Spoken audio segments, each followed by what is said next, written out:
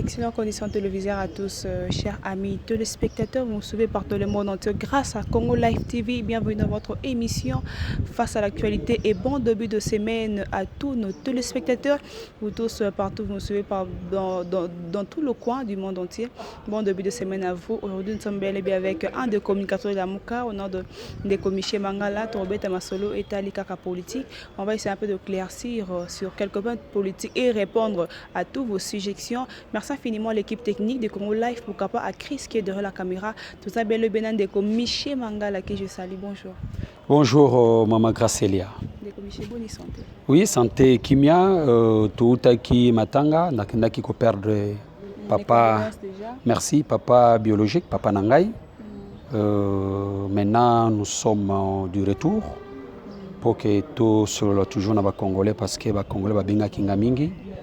En Europe, sur l'étendue de la République, en Amérique, Canada, pour se compatir na ngai na pesi bango. Merci beaucoup, merci. Et on a pesi bande konyoso merci. Bao bakina ko se compatir na ngai na pesi bango merci. Mais maintenant tozongi zote ya kolongono. Et yango yo tozongi te mama tozongi parce que omoni absence na biso moi mikolo oyo batungisa mi pe moi mingi mais lelo tozongi pour que to solana ba imboka bana ya Congo makambo tel toujours mboka na biso nous sommes au front maintenant. Les commissions mangala to mona ki bel bien biso to mona ki bel bien bino ba kambi ya la Mouka to mona ki bango na mboka Vatican na elongo na monseigneur le cardinal to mona ki bango wana eleka kindeli na Vatican malgré ba téléspectateurs ba s'inquiéter ki moi mingi moi likambo karambo te pesa mité malgré bote ya biso ka bolingo to za kata mboka moko unité pesa to mona ki moi mbilinga na kati ya Vatican. Mbilinga na kati ya Vatican, pourquoi il y avait même pas de mbilinga là na kati ya Vatican. Parce que le président élu, Martin Fayoulou, a été bien et bel et bien invité par les cardinals Ambongo, présidium ya la Mouka, bomonaki Monamboka, Jean-Pierre Bemba Igwe, Abunda Kananko Isambo, bomonaki Moïse Katumbi, bomonaki Adolphe Mozito, bomonaki pe Mama Eve Bazaïba. Na katia délégation, bakinaki ko répondre na invitation ya cardinal à Ambongo. Tout a été bien passé. Bon monaki tango Igwe ya leki batuba ko belela Jean-Pierre Bemba Gombo, bon moni tango yemoko le président élu Martin Fayoulou à l'équipe binomoko monaki peuple congolais ba ko belela le président élu. Donc ça a été très bien passé. Je profite de l'occasion pour féliciter encore une fois les cardinals Ambongo, charge na lourde charge oyo akeye kozwa responsabilité munene ya ko diriger église catholique na kati ya Congo to pesiye félicitations et biso ba chrétien to ko accompagner vision na ye to ko accompagner ye na musala munene azali ko sala et toyebi ke tango nyoso azako beta mabolongo na ye pona ko sambela pona Congo yango yo oyoki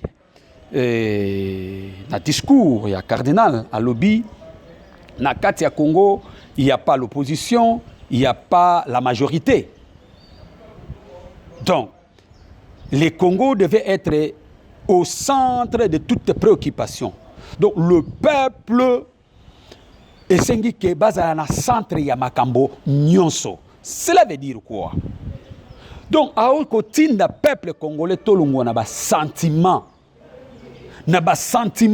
oyo ezako zongisa mboka na biso na sima ba sentiment ethnico tribaux oyo ko zongisa mboka na biso na sima lobi mongala azalaki wana bangala bakanisi ke pouvoir ezali ya bango ba Congo bazalaki wana ba Congo bakanisi ke pouvoir ezalaki ya bango ba Swahili bazalaki wana ba Swahili bakanisi ke pouvoir ezalaki ya bango baluba bazalaki wana baluba bakanisi ke pouvoir ezalaki ya bango. Non, ce sont des choses éphémères.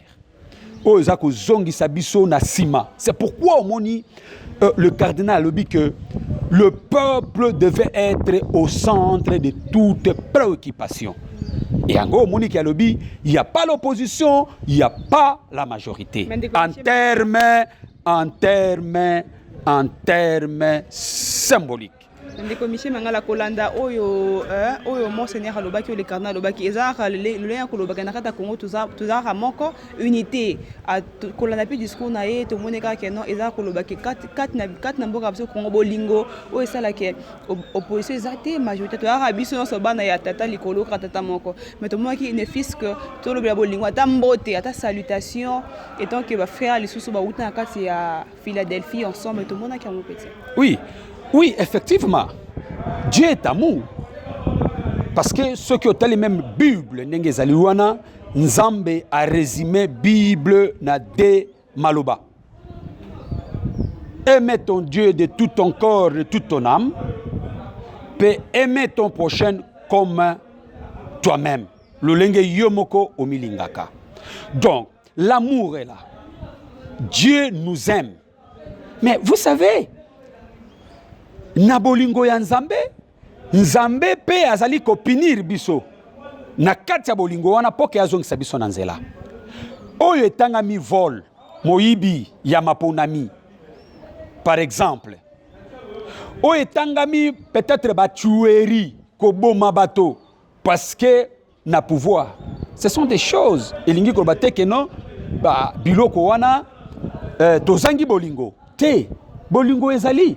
Mais esengi que punition kozala ko recadrer bandeko pour que tozonga na molongo enfin que mboka na biso etambola mboka na biso ekende malamu mboka ekoki kokende malamu te tango impunité evandi mboka ekoki kokende malamu te tango injustice evandi. Donc ce sont des choses que nous devons éradiquer. Ba oyo ba sali mabe esengi que mobeko epesa bango etumbu pour que bazonga na nzela tango ndeko na biso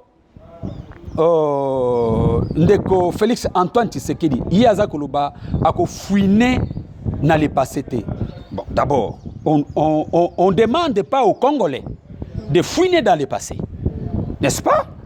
On demande pas aux Congolais de faire des comptes à rendre. Non, on ne demande pas ça. Mais nous voulons tout simplement que la justice plutôt, n'est-ce pas? Et ça la musala nango. Elingi koloba ke batu oyo bandeko na biso oyo basali mabe.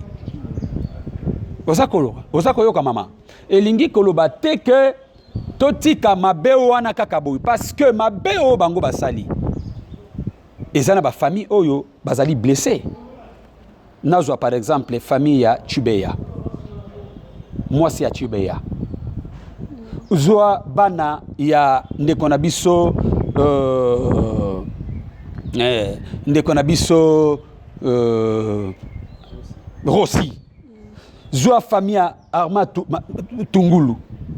Eloko nini famille wana etikali na yango. Eloko nini famille wana bazali na yango. Pasi nini ba komona. Mais famille wana na banzi que bazali kaka na posa ya justice. Tango justice ekosalema nde bakozala soulager plutôt.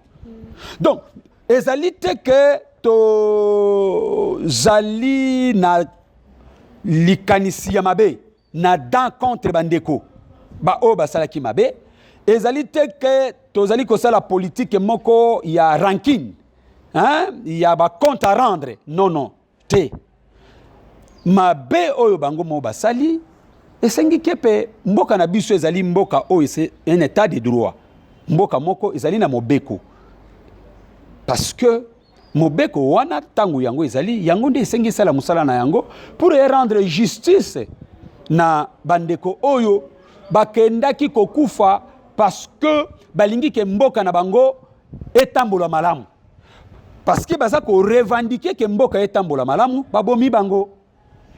Osako yoka ndeko journaliste mama Gracelia. Donc la justice esengi ke esala musala na yango elingi koloba teke tozali na dan contre ba frères. Ce sont des Congolais, ce sont nos frères congolais. Tant basali mabe mobeko ezali ezongisa bango na nzela et nasima bakosa susu mabe wana te parce que loko ezali motuya c'est l'intérêt ya Congo. Yango moni oza koloba yango pona bolingo. Oui, bolingo, c'est ça l'intérêt ya Congo. Et elingi koloba te que parce que toza na bolingo, tu accepter impunité. Non. Ndeko Michel Mangala, merci. Tout le monde qui belo bien na kati ya Vatican. Tout le monde qui bakambi. Il y a la muka to mona ki mwana mboka Moïse Katumbi, mwana mboka Jean-Pierre Mbemba, mwana mboka Mozito, na mwana mboka Martin Fayulu. Mais là na la muka to mona retika la lokola mwana mboka Martin Fayulu na mwana mboka Mozito. Mwana mboka Moïse Katumbi depuis atika coordinateur atika baton et pas mwana mboka Jean-Pierre Mbemba yo kana souté activité moko te eloko moko te na éviter car invitation ya monseigneur te réunir bango to eloko nini vraiment. Maman tango za ko tuna motuna malamu. Parce que l'amouka ezali divisé, l'amouka ezali un, nous sommes unis et nous sommes en train de travailler. Na yebite, bulinga ki bomona nini kaka ba meetingi, bulinga ki bomona nini, je ne sais pas. Mais je vous dis que il y a un travail de fond, un travail sérieux, un travail digne qui est en train d'être fait. Omoni mwana mboka Jean-Pierre Bemba Gombo Atie Moussala na mandat na ye sur les fronts diplomatiques. Oyebi mundele mama ko babiloko wana landanga inanu pesa otuninga motuna tika inaloba mama oza ko tunanga motuna na silisi koloba te yo beninga micro ça sert à rien tika nanu na silisa koloba na sima yo tuna motuna na yo lelo azi coordination ti siko mona mboka Michel Mangala te bite na ibandelo pometaka biso to rosala boy to rosala mais lelo oyo mandat ezoko ma vraiment na suka to moni kaka Mama, soko kotuna motuna, otuni motuna, ba yanoli na motuna. Ezali te ke motasi motuna te mbala moko bendi micro. Ezali malamu te. Oui, to cha principe malamu. Nalingi koloba boye. To zali ko sala mosala un travail de titan, un travail diplomatique. Un travail diplomatique elingi koloba te ke nyonso emonana. C'est un travail diplomatique. Na koko peso exemple moko. Omona kitango le secrétaire général des Nations Unies, Ayaki Yao. Pour mon acquis, délégation à la Mouka. Hollandi Malam. Et il y a des choses qui se font qu'on ne peut pas vous dire comme ça. Parce que c'est la diplomatie. Nakata diplomatie, Eza Babiloko Moussousou Ezalaka visible, Eza Biloko Moussousou Ezalaka visible, T. Yango Toyebi Sibino, que c'est un travail diplomatique. Nakoyebi Soye Lokomoko, madame. Oyebi devant les intérêts des Occidentaux. L'Occident wana ozokomona wana bandeko wana devant leurs intérêts. Bakoko kanga bino nyonso et osa bango rien.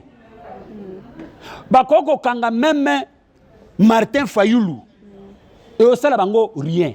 Bakoko kanga même Ozito, même Moïse Katumbi, même Bemba. D'ailleurs, vous avez vu avec Jean-Pierre Bemba.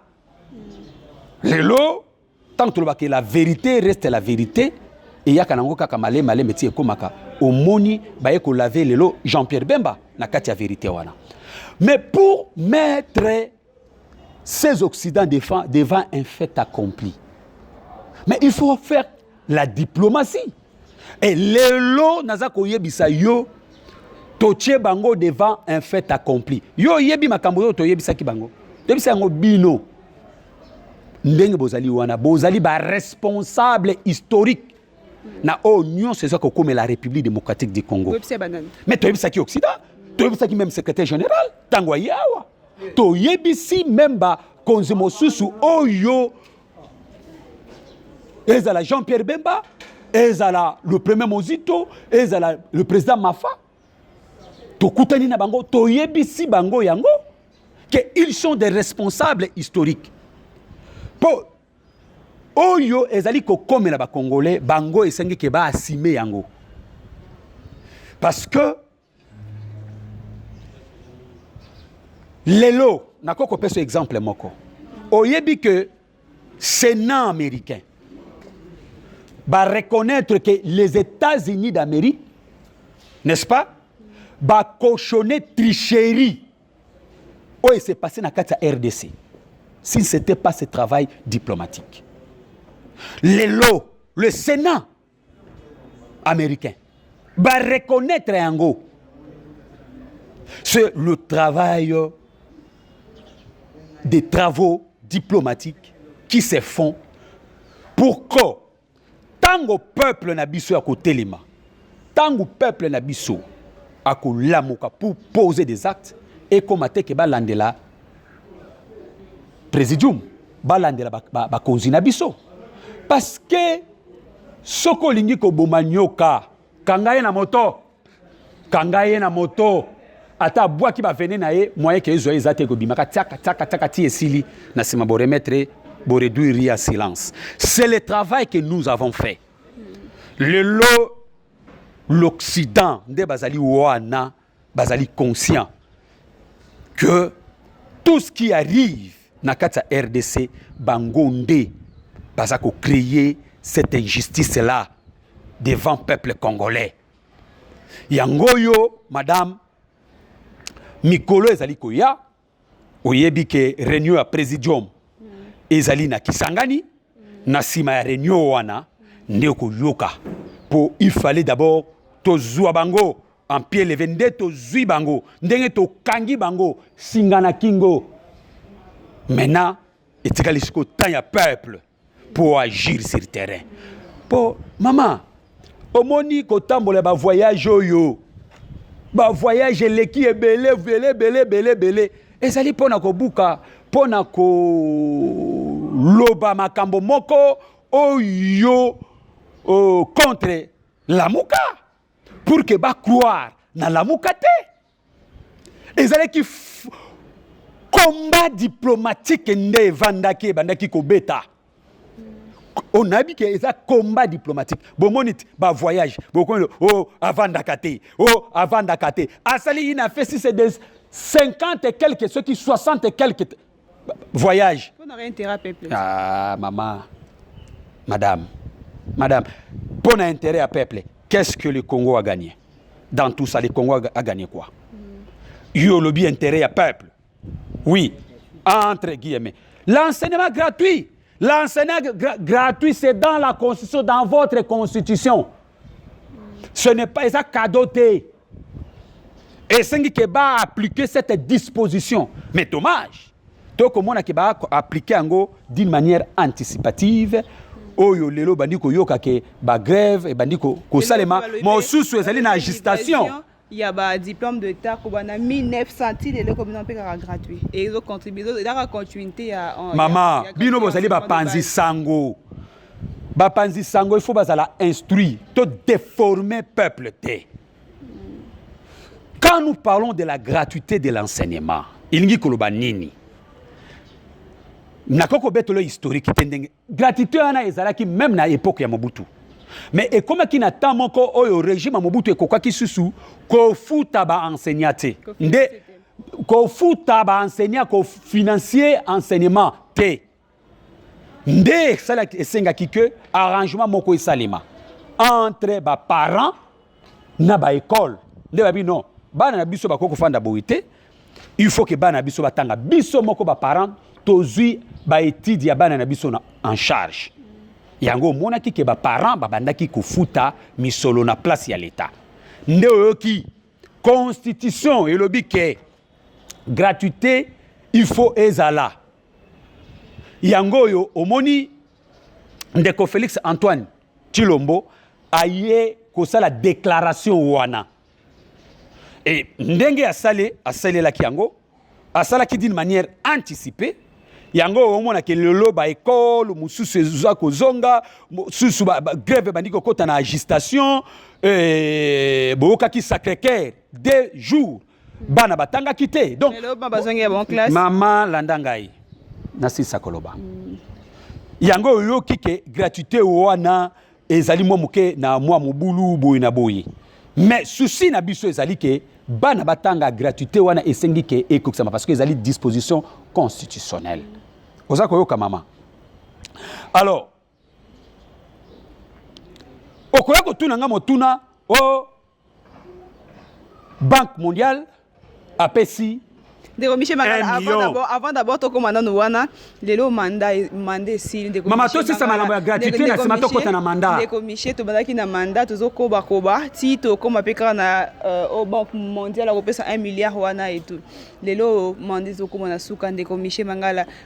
Toki ate kwate ate kona na bwende toki ete yo Équateur ngoye sala nini Équateur ngoye sala nini ndeko Michel Mangala toka na ndenge ni mwa mitinga esala mama mbisa moto moko esala mbangu mama ye baboui na uti ko yebisa yo awa que la politique est dynamique, la politique n'est pas statique. Et ben ici population congolaise makasi moi landa silence ezalité na koloba ndenge nini ke musala ezali ko salema mama na robisa boui ndé na banda koloba ke la politique n'est pas statique, la politique est dynamique. La politique se joue devant la réalité qui est réalité où ils sont en face na yo. Vous comprenez? Et nous avons constaté que la réalité qui est en face de nous est allée sous réalité ya meeting parce que meeting est salé mi moi mingi. La réalité qui est en face de nous est allée réalité moko oyo to bengi combat diplomatique. Parce que tokoki ko la pongi te tango moto ako voyager ka mikolo nyonso akenda ka ko diaboliser ka bino kama boko taka na ba discours madame te omoni Bemba c'est un grand politicien na kati mboka oyo parmi de grands leaders oyo to tikali na bango na kati mboka oyo ko kende ya papa et fait Etienne Tshisekedi c'est Jean-Pierre Bemba. C'est un routinier de la politique. Vous comprenez? Yoko ça Jean-Pierre Bemba politique ya bana mikete ya sentiment. Non. Il faut éviter sentiment. Mageti yo balobi ala toucher ba compte à rendre na justice. Quel compte à rendre? Makambo compte justice de Silaki. Bisonde Jean-Pierre Bemba nde mutu wa kendaki parce que oyebi malamu ke ba kendaki ko invalider injustement awa na cour constitutionnelle na biso. Parce que loi et lobby, bateau bazali condamné définitivement, je m'excuse, bango nde bakoki ko postuler te. Mais biso to yebisa ki justice ke yé azali condamné définitivement te. Malgré que pour na bango balobi ke subornation de témoins ezali corruption. Biso to yebisa subornation de témoins ezali corruption te. Mais bango baye ko écarter d'une manière injuste. Yango yo o monaki ke Jean-Pierre Bemba poke a éclaircir batope opinion. Ba longolo na kati ya distraction wana nde akendaki na cour constitutionnelle et puis qu'est-ce que je dis na CPI poke a yebisa CPI balakisa est-ce que subornation ezali corruption est-ce que décision wana ezaki définition décision moko définitive ou pas. Les lots CPI la kisi ya solo que décision wana ezaki décision moko définitive était. Puis deuxièmement nde likambo subornation ezali pe corruption te nde affaire ezwamaki na délibéré dans 3 mois ou 6 mois nde bazali ko kata likambo wana pour que tout silisa yango mbala moko pour que mikolo ezali koya soki élection salemi moi na mboka Jean-Pierre Bemba atia libaya na ye ce qui peuple pesi confiance à Kami mboka oyo à diriger mboka oyo. Merci Ndeko Michel Mangala to vraiment na souka mais aussi sa beauté sans pourtant Chris derrière la caméra accordé en 2 minutes à Mouki tout ça vraiment trop sa beauté parce que mitno tout non les amis mitne autant et pas téléspectateurs au balanda porte dans le monde entier isolé à 1 milliard. 1 milliard aux banques à le bien copé ça et pas chef de l'État. Oui, il y a solo. À copé ça et pas chef de l'État mais à copé ça ba congolais. Il faut to ibango malam. Parce que misolo wane kuya et kozala pona Antoine Félix Tshilombo te et kozala pona Vital Kamerhe te mais et kozala pona ba congolais. Voilà, yango moni que le cardinal Mbombo alobaki ke tocha peuple au centre de toutes choses. Même likamona Jean-Pierre Bemba loba ngo que peuple devait être au centre de toutes choses. Maman, likambo ezali kopé sa kakate. Likambo ezali ke to yeba pe ba condition oyo Banque mondiale apesi ndenge nini tokozongisa mbongo wana. Parce que, madame, il faut oyeba que Banque mondiale, FMI, bazali ba kambiste te, oyebi, bazali ba kambiste, ezali ba banque moko philanthropique te, mais bazali ba kambiste. Donc ba pesa ka pamba te, ba pesa ka avec intérêt, ba pesa ka pour que mboka ezongisa. Ezali mabete, ezali malamu, mais eloko ezali ya motuya, ezali lolenge ya kosalela yango. Olandi, madame, balobi ki ezali pona gratuité de l'enseignement.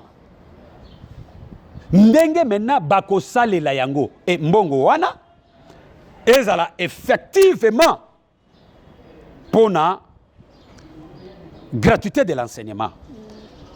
Po baloba ki makamumi bale enseignement na disposition mususu oyo et kimingai. Mais ekomate ndenge ezala ki affaire il y a 15 millions. Wana tokotele melango. Pe mission na biso ezali wana. Merci de Michel Mangala, Tommy vraiment na souka. Merci na Chris qui était de la caméra, na technique, à Congo Live, na moi 2 minutes baxé sur les sous. Moi liloba par rapport à analyse politique sali na mkolo ya lelona numéro contact na ba yimbo ko bolinga ba benga pona reproche pona commentaire na pona yeba sous plus il y a ba information sur et surtout tali la muka précisément pour tali MLC. Il y a solo maman na pesi encore une fois merci parce que zamba ali bosote tout ça une émission mituna no ezalaga mituna piège mais na sepeli na émission pe na sepeli na mituna et pona biso kuna na kati ya MLC obiki MLC est parti monene pe est parti moko bien organisé et bien structuré Moussa les osale mamalamu Jean-Pierre Bemba elongo na baninga na ye ya coordination bakoza na kisangani po na 21e anniversaire ya MLC bongo na sima ya feti oyo ya MLC réunion monene ya Lamuka et kozala donc les 11 bakoza meeting monene kuna na Kisangani na kina elo ekozala te na Kishasa awa activité salemaki déjà la partie ya MLC na siège ya MLC mais kuna nde fete monene nde kosalema kuna actualité de la Kibelo bien ndeko Michel Mangala molobeli ya Lamuka précisément sur molobeli ya kati ya partie cher ya Jean-Pierre Bemba MLC. Merci infiniment à l'équipe technique Mobimba, merci infiniment à Chris qui était derrière la caméra. Quant à moi, je vous dis restez branchés en composant www Congo Live TV. Abonnez-vous massivement. On se retrouve à la prochaine pour un nouveau numéro. Merci.